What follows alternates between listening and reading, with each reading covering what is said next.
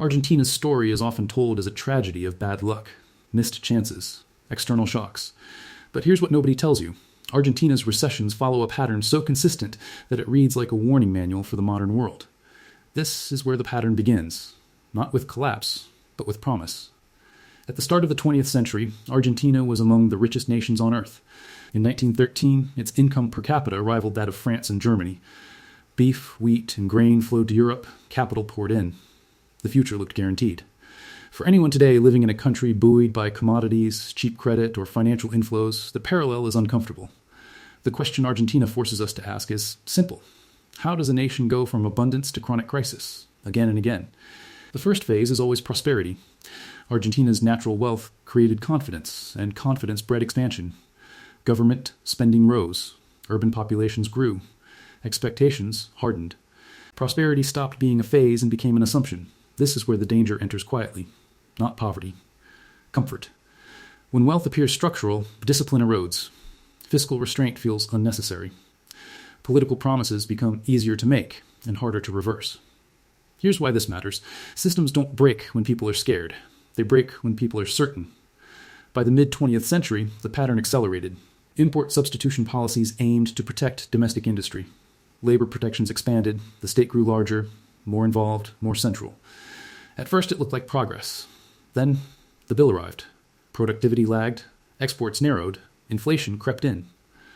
This is the mechanism. When spending grows faster than productive capacity, governments reach for shortcuts. Printing, borrowing, controls. Each one buys time.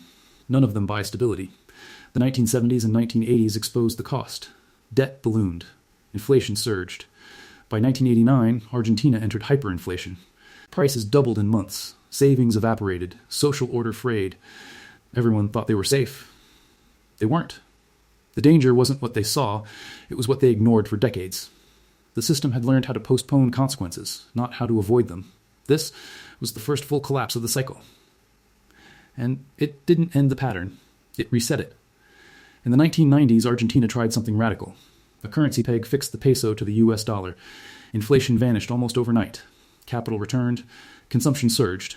At first, it looked like a miracle. Then the bill arrived. The peg restored confidence but removed flexibility. Wages rose faster than productivity. Imports surged. Debt accumulated again. Here's the trap. Stability without competitiveness creates the illusion of reform without the substance of it. By 2001, the system snapped. Argentina defaulted on its debt. Banks froze deposits. The peso collapsed. Poverty surged above 50%. This wasn't an accident. It was the cycle completing itself. Growth built on external confidence failed when confidence withdrew. Let me show you exactly how the repetition works. Each recovery solved the last crisis's symptom while preserving its cause. Inflation was crushed, but spending incentives remained. Debt was restructured, but fiscal discipline did not harden. The pattern reset, again. After 2002, growth returned on the back of a commodity boom. Soy exports surged, revenues poured in, poverty fell. Here's what nobody tells you. Booms are the most dangerous moment in fragile systems. They validate bad habits.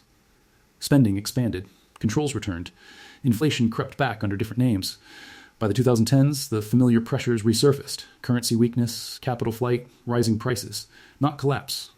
Strain. Not shock. Fatigue. This is where the pattern becomes universal.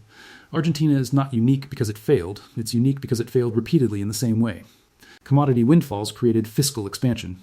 Political incentives favored distribution over productivity. Monetary tools were used to delay adjustment. Each cycle ended with loss of trust. Some economists argue that Argentina's problem isn't ideology, but sequencing. Reform without durability. Stability without buffers. Growth without resilience. If this pattern applies elsewhere, the lesson is uncomfortable. Recessions are not always caused by external enemies. They are often the delayed cost of internal decisions made during good times. One scenario suggests that countries facing inflation and debt today could stabilize if discipline arrives early. Another indicates that postponement leads to sharper resets later. History doesn't predict outcomes. It outlines choices. Here's why this matters now. Many economies assume they can manage debt indefinitely, smooth cycles endlessly, and intervene without consequence. Argentina shows what happens when interventions become habits. Not collapse overnight. Erosion over generations. The lesson isn't pessimism. It's clarity. Prosperity must be defended differently than scarcity. It requires saying no when saying yes is popular. Argentina's recessions teach the world that wealth without discipline is temporary, and stability without reform is fragile. The cycle doesn't end because it is exposed. It ends when incentives change. Until then, recovery is not a cure. It's an intermission. Argentina's cycle never truly ended. It evolved. Here's what nobody tells you. Once a country internalizes a survival pattern, escaping it becomes harder than entering it. After 2002, Argentina didn't just recover, it adapted to crisis. Inflation was managed, not eliminated. Capital controls were adjusted, not abandoned. Debt was restructured, not restrained. Growth returned, but so did the habits that preceded collapse. This is where the pattern deepens, from crisis and recovery into normalization of instability.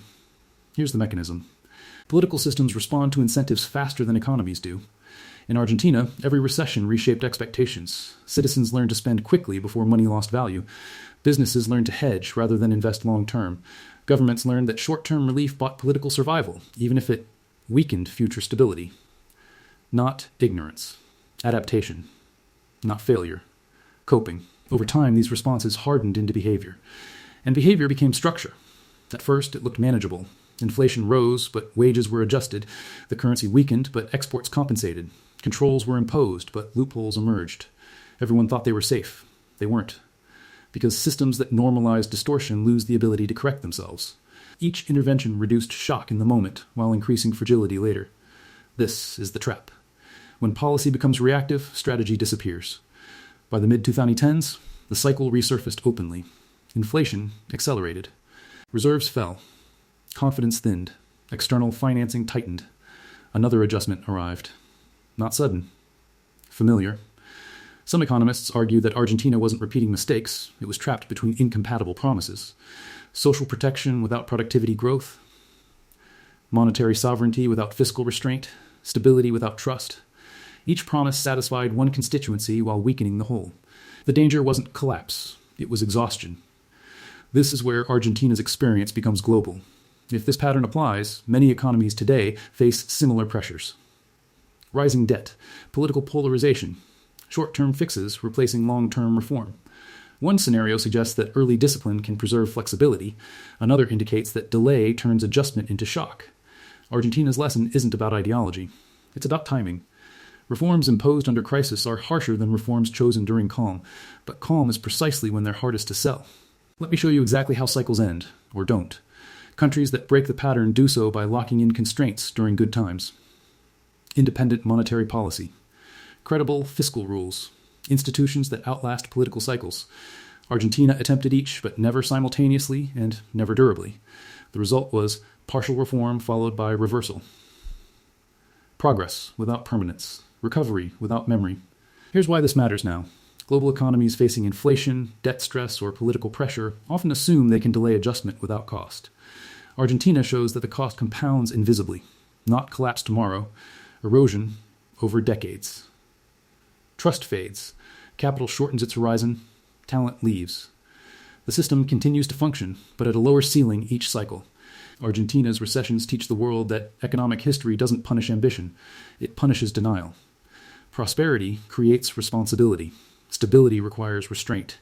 And systems that refuse to choose discipline early will eventually have it chosen for them under far worse conditions. The cycle doesn't end with a crash. It ends when incentives change, when growth is built on productivity instead of postponement, and when stability is defended, even when it's politically inconvenient. Until then, recovery is not resolution. It's repetition.